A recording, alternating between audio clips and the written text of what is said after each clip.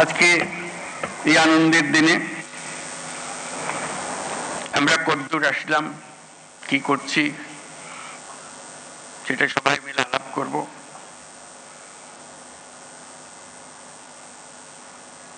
এবং এর প্রেক্ষিত আপনাদের জানা আছে, আমরা শিগগিরই একটা নির্বাচনের দিকে যাচ্ছি, তার প্রস্তুতি।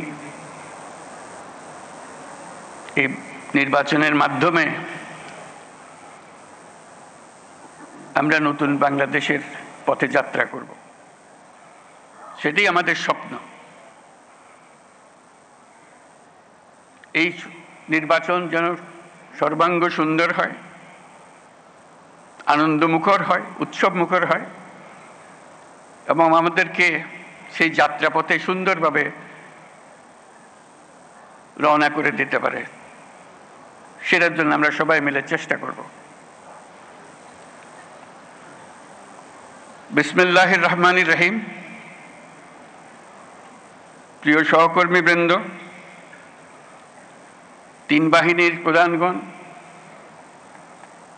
সশস্ত্র বাহিনীর অবসরপ্রাপ্ত ও কর্মরত সদস্য ও তাদের পরিবারবর্গ, সম্মানিত অতিথিবৃন্দ,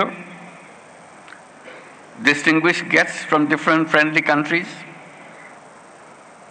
আসসালামু আলাইকুম। সশস্ত্র বাহিনী দিবস উদযাপন উপলক্ষে আয়োজিত আজকের এই সম্বর্ধনা অনুষ্ঠানে আপনাদের সকলকে স্বাগত জানাই। আজকের এই বিশেষ দিনে আমি সশ্রদ্ধ চিত্তে স্মরণ করছি মহান মুক্তিযুদ্ধের সকল শহীদ, যুদ্ধাহত এবং অন্যান্য সকল বীর মুক্তিযোদ্ধাদের, যাদের আত্মত্যাগের বিনিময়ে অর্জিত হয়েছে আমাদের স্বাধীনতা। একই সাথে আমি শ্রদ্ধা জানাচ্ছি 2024 সালের জুলাই আগস্ট মাসে ছাত্র জনতার অভ্যুত্থানের সকল শহীদ, আহত এবং অংশগ্রহণকারী সর্বস্তরের মানুষের প্রতি, যাদের দুঃসাহসিক আত্মত্যাগ আমাদের দেশ পুনর্গঠনের একটি নতুন সুযোগ সৃষ্টি করে দিয়েছে।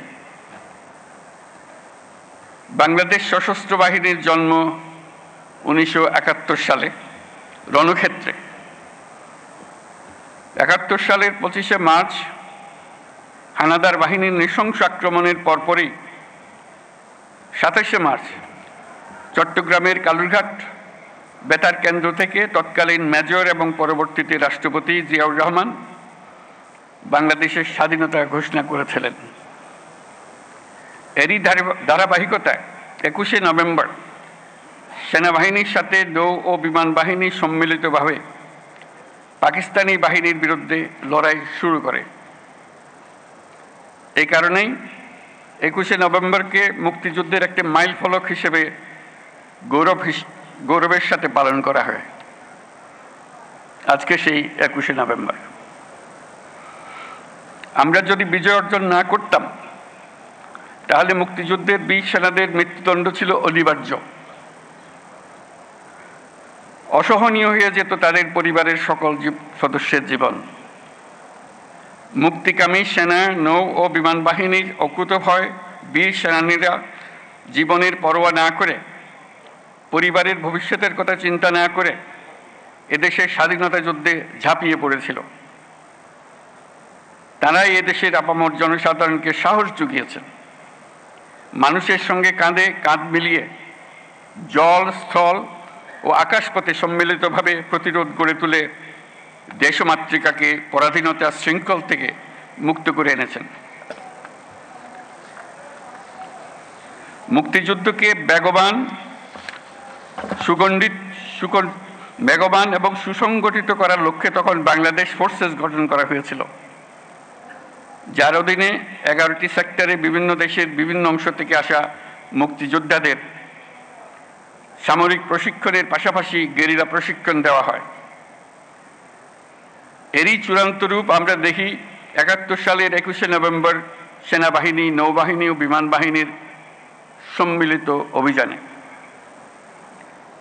পাকিস্তানি সৈন্যদের বিরুদ্ধে এই যৌথ অভিযানেই 1971 সালের 16 ডিসেম্বর বাংলাদেশের স্বাধীনতা সংগ্রামের চূড়ান্ত বিজয় এনে দিয়েছিল।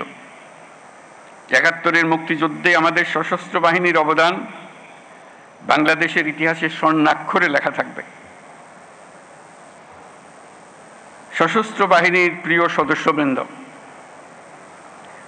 দেশের স্বাধীনতা সার্বভৌমত্ব রক্ষার পাশাপাশি দেশ গঠন ও জাতীয় দুর্যোগ মোকাবেলায় আপনারা সর্বদাই জনগণের পাশে থেকে কাজ করে যাচ্ছেন। 2024-এর ছাত্র জনতার অভ্যুত্থান ও চলমান দেশ পুনর্গঠন ও সংস্কারের কাজেও সশস্ত্র বাহিনী বরাবরের মতোই মানুষের পাশে দাঁড়িয়ে অব্যাহতভাবে দেশের মানুষের আস্থার প্রতিদান দিয়ে যাচ্ছে। আমি বিশ্বাস করি গণতান্ত্রিক ও নিয়মতান্ত্রিক নেতৃত্বের প্রতি অনুগত বাংলাদেশ সশস্ত্র বাহিনী তাদের পেশাগত দক্ষতা ও দেশপ্রেমের সমন্বয়ে দেশের জন্য ত্যাগ ও তৎপরতার এই ধারাবাহিকতা অক্ষুণ্ণ রাখবে। বাংলাদেশের গণতান্ত্রিক উত্তরণে আসন্ন নির্বাচন একটি গুরুত্বপূর্ণ অধ্যায় হিসেবে বিবেচিত হবে।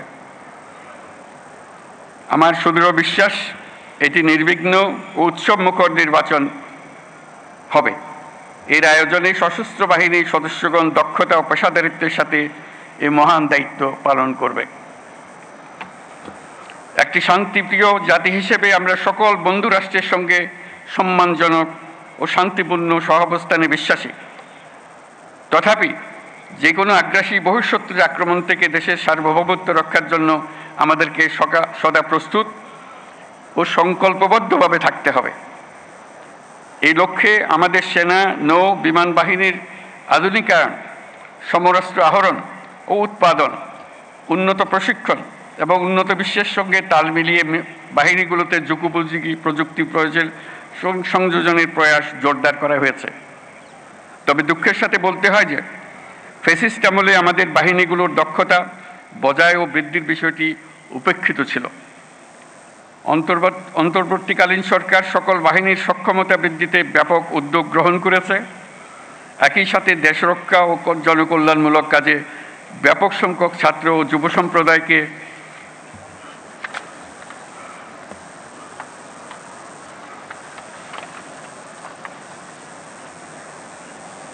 সম্পৃক্ত করার উদ্দেশ্যে বিএনসিসির কার্যক্রম বহুগুণ বৃদ্ধির নীতিগত সিদ্ধান্ত নেওয়া হয়েছে।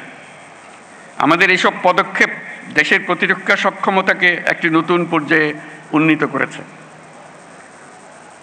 অভ্যাগত অতিথিবৃন্দ, বিগত ৩৭ বছরে জাতিসংঘে আমাদের শান্তিরক্ষীরা সফলতার সঙ্গে ৪৩টি দেশে ৬৩টি মিশন সম্পন্ন করেছে। বর্তমানেও বিশ্বের বিভিন্ন প্রান্তে 10টি মিশনে আমাদের শান্তিরক্ষীরা নিয়োজিত আছেন। বাংলাদেশ বর্তমানে অন্যতম বৃহৎ নারী শান্তিরক্ষী প্রেরণকারী দেশ হিসেবেও বিশ্বে পরিচিতি লাভ করেছে। এছাড়াও সম্প্রতি কাতার ও বাংলাদেশ সশস্ত্র বাহিনীর মধ্যে প্রেষণে জনবল নিয়োগের একটি চুক্তি স্বাক্ষরিত হয়েছে, যা বিশ্ব শান্তি ও নিরাপত্তার বৈশ্বিক প্রচেষ্টায় একটি দায়িত্বশীল ও নির্ভরযোগ্য নাম হিসেবে বাংলাদেশের জন্য একটি গৌরবময় স্বীকৃতি। এজন্য আমি সশস্ত্র বাহিনীর সদস্যদের আন্তরিক ধন্যবাদ জানাই।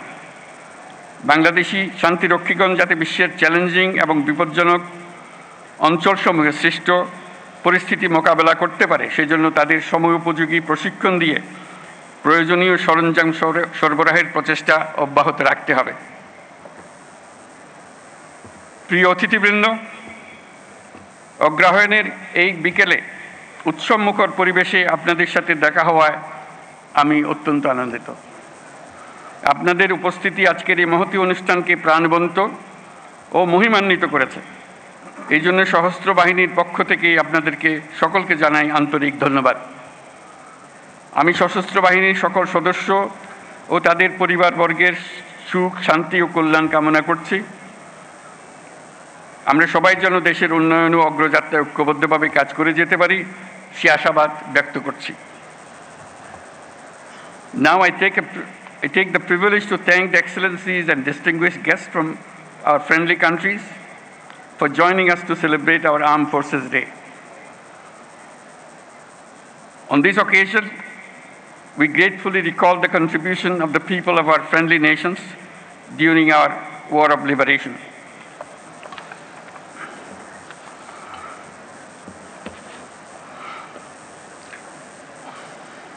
I am also thankful for the excellent support and assistance provided to our armed forces by your countries.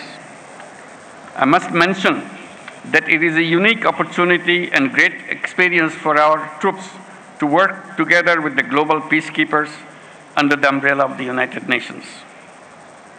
I assure our full support of my government and our armed forces to the United Nations and the international community in the global peace efforts.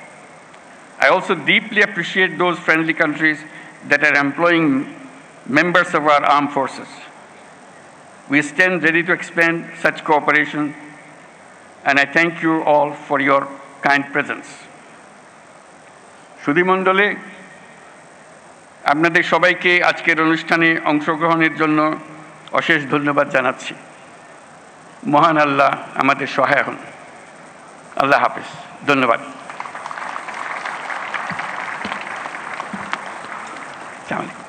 ধন্যবাদ মাননীয় প্রধান উপদেষ্টা। Thank you, Honorable Chief Advisor.